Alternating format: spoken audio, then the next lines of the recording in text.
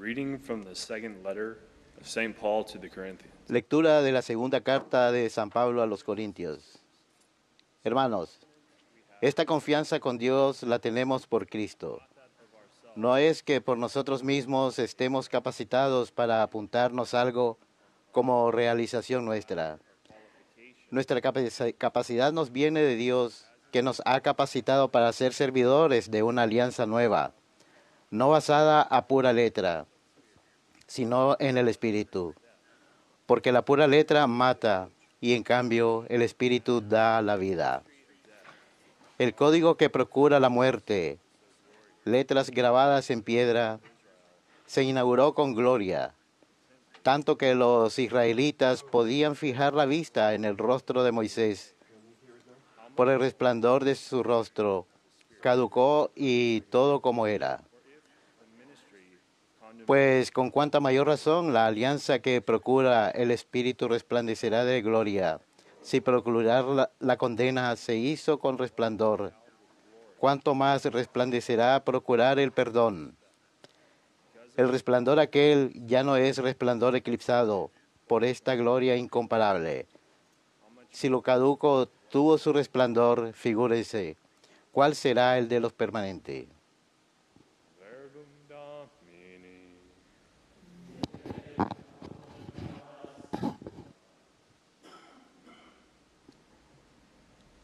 Holy is the Lord our God.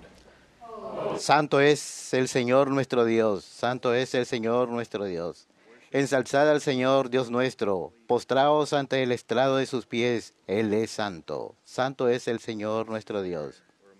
Moisés y Aarón son sus sacerdotes, Samuel con lo que invocan su nombre, invocaban al Señor y Él respondía. Santo es el Señor nuestro Dios. Dios les habla desde la columna de nube. Oyeron sus mandatos y la ley que les dio. Santo es el Señor nuestro Dios. Señor Dios nuestro, tú les respondías.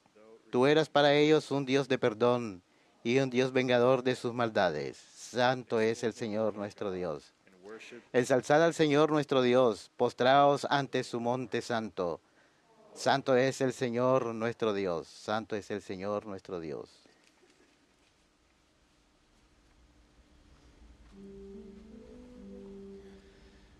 Aleluya, aleluya, aleluya.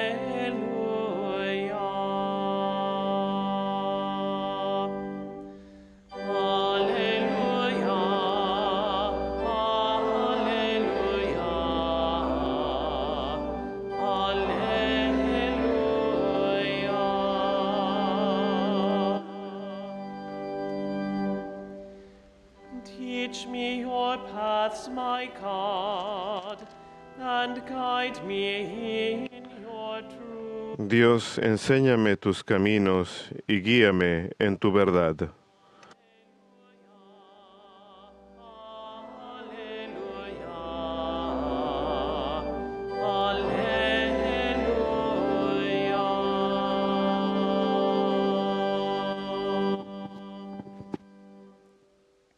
Dominus vobiscum. Et cum spiritu tuo. Lectio Sancti Evangelii secundum Matteum. Gloria a ti, Domine. Jesus said to his disciples, En aquel tiempo dijo Jesús a sus discípulos, no creáis que he venido a abolir la ley o los profetas. No he venido a abolir, sino a dar plenitud. Os aseguro que antes pasarán el cielo y la tierra, que deje de cumplirse hasta la última letra o tilde de la ley. El que se salte uno solo de los preceptos menos importantes y se los enseñe así a los hombres, será el menos importante en el reino de los cielos. Pero quien los cumpla y enseñe será grande en el reino de los cielos. Ebum Domini.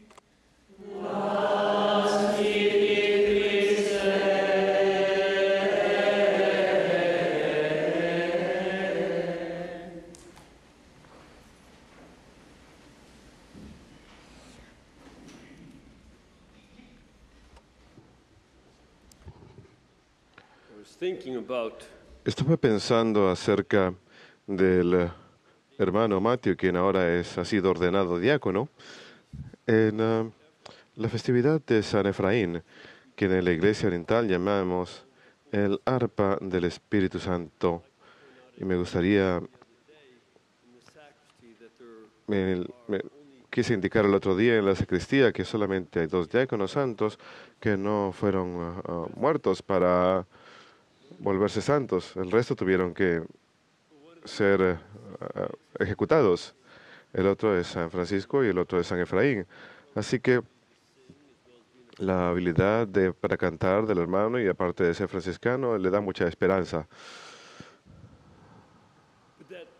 Pero esto de hecho nos señala hacia algo que creo que tenemos que examinar en las lecturas de hoy.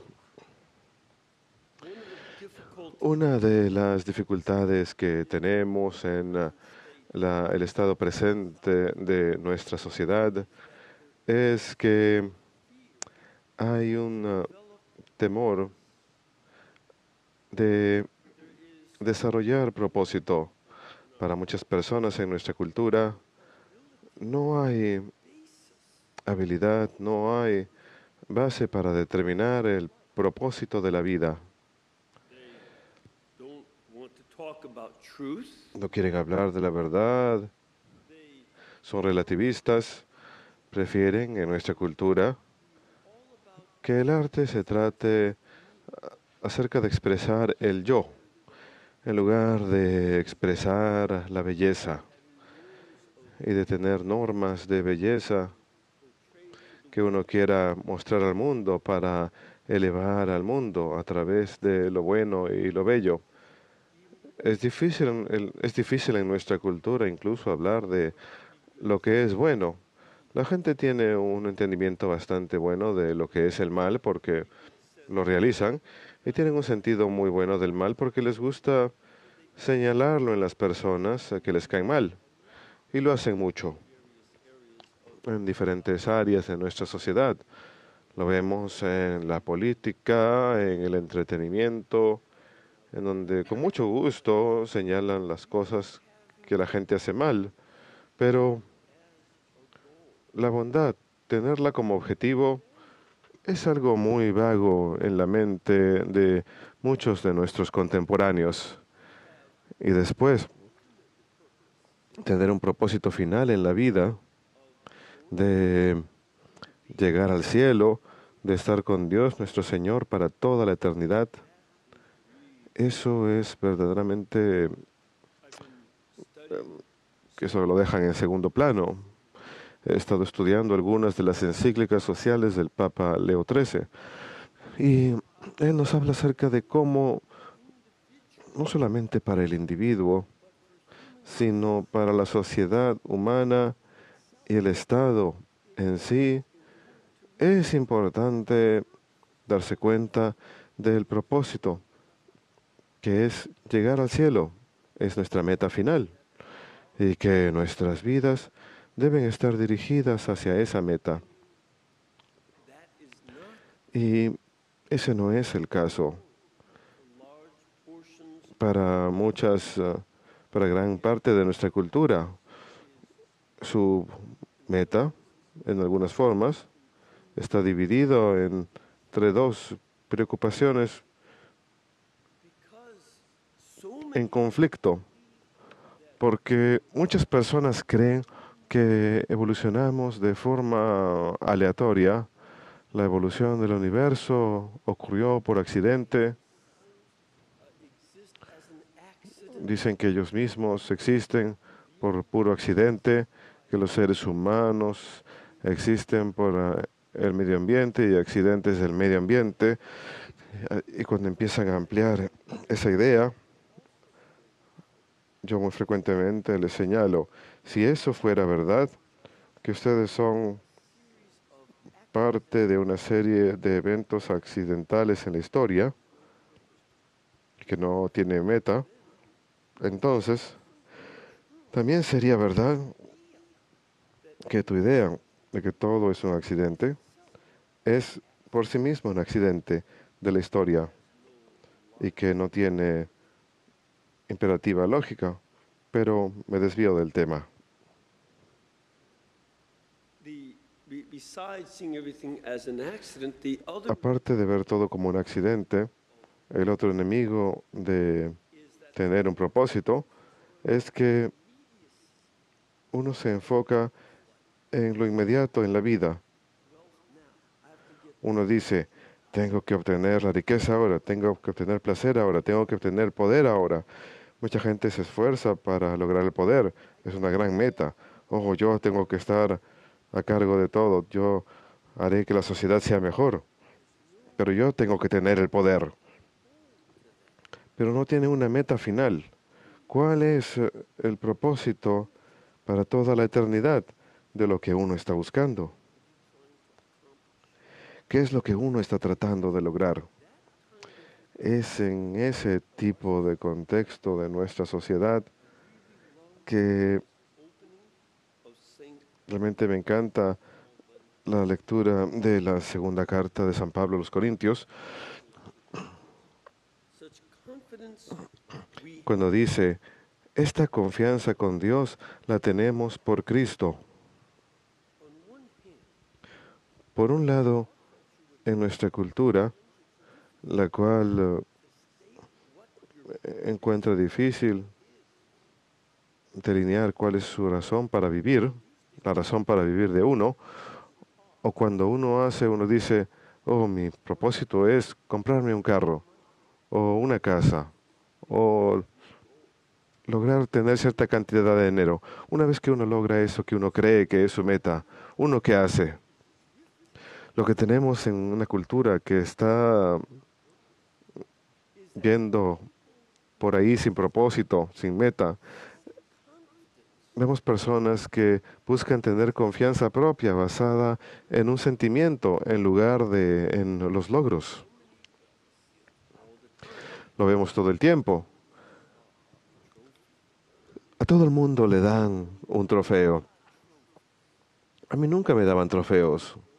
Yo era el niño que siempre había que tener a alguien que era el último que era escogido para jugar al béisbol. Yo ni siquiera iba, yo ni siquiera me presentaba porque yo no tenía confianza.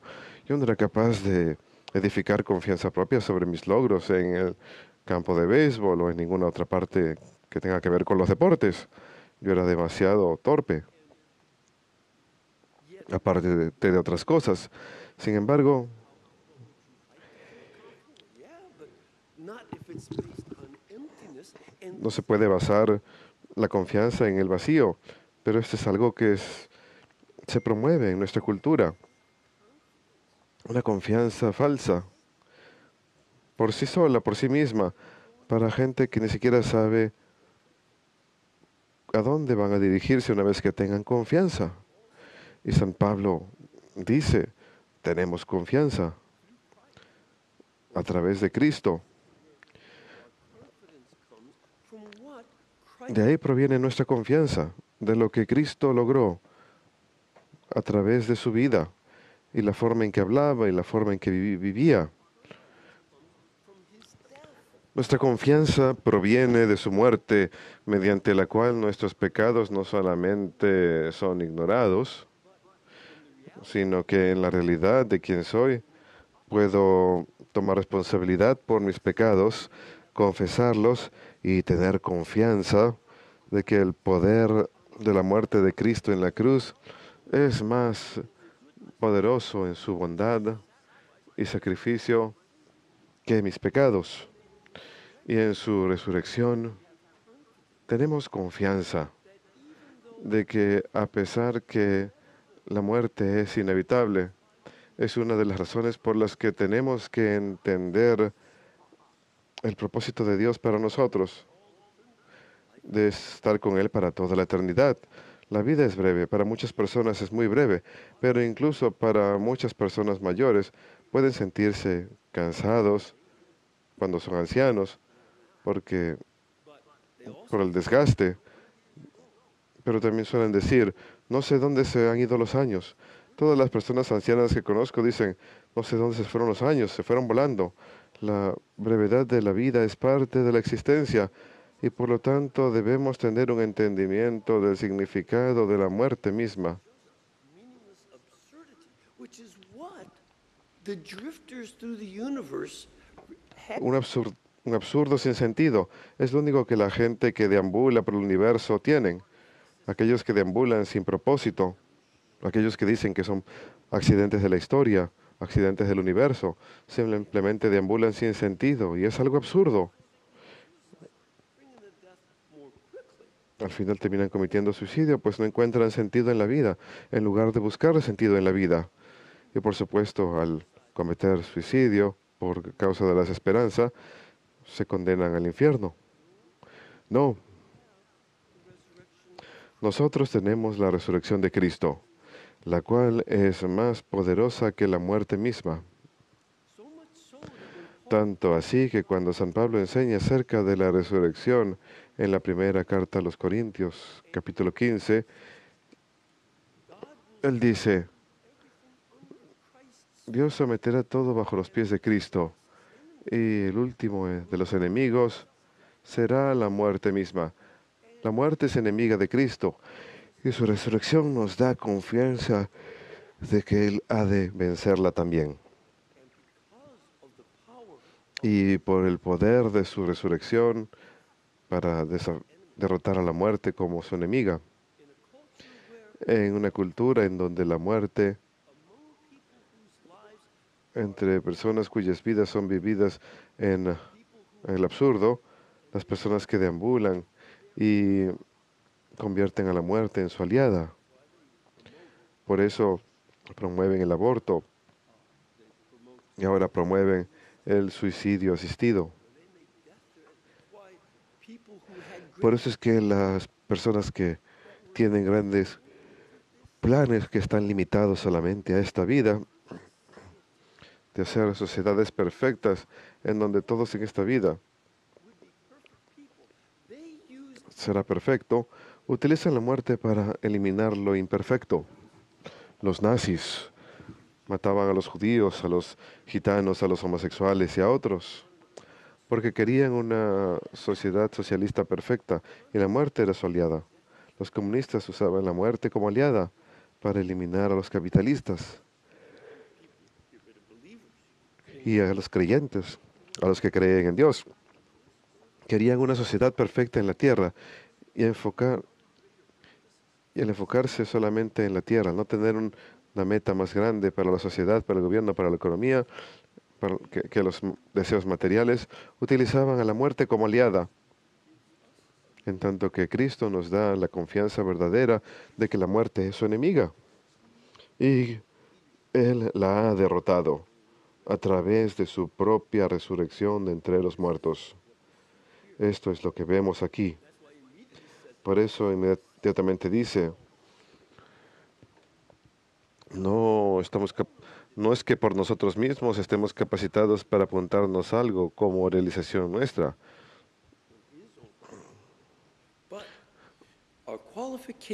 Más bien, nuestra capacidad nos viene de Dios, que nos ha capacitado para ser servidores de una alianza nueva.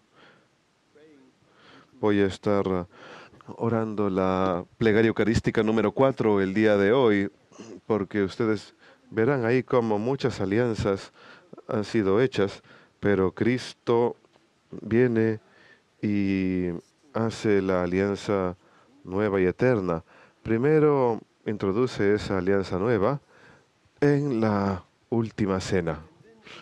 Y luego inmediatamente les dice a los apóstoles que están ahí para la última cena, no solamente algo que han de recibir ahí solamente y luego ya se acaba, sino que les dice, hagan esto en conmemoración mía, sacando a relucir que esta alianza se realiza en el sacrificio de Cristo mismo y que ellos han de continuar ofreciendo ese sacrificio. Esa palabra, hagan, y en conmemoración, son palabras de los ritos de sacrificios judíos. Lo vemos en el libro de Levítico y en el libro del Éxodo. Así que ser ministro de esta alianza nueva es lo que Cristo estableció en la última cena. Y San Pablo también lo menciona en la primera carta a los Corintios, capítulo 11, versículos 25 y 26, que ahí es donde él entiende que está la base de esto.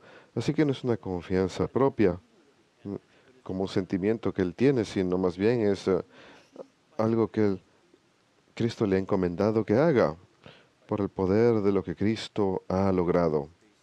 Esa es la base de nuestra confianza. Y en esto lo vemos como un ministerio de rectitud que lleva a la gloria. En este mismo texto, en cómo él habla de cómo la gloria de esta alianza nueva, en el Espíritu que da vida, Él nos da vida en esta vida durante nuestro tiempo sobre la tierra, pero el mismo Espíritu Santo continuará animándonos en la vida próxima. Y la rectitud que hemos de vivir en esta alianza nueva el día de hoy es para que